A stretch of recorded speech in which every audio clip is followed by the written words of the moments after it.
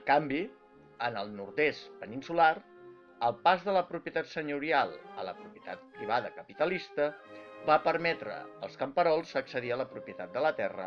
i consolidar una estructura agrícola basada en explotacions familiars mitjanes i petites, en règim de propietat o sota contractes d'arrendament força estables. El caserío basc, l'alqueria valenciana o la masia catalana serien els exemples d'explotacions agrícoles familiars adreçades sovint al mercat i no a l'autoconsum,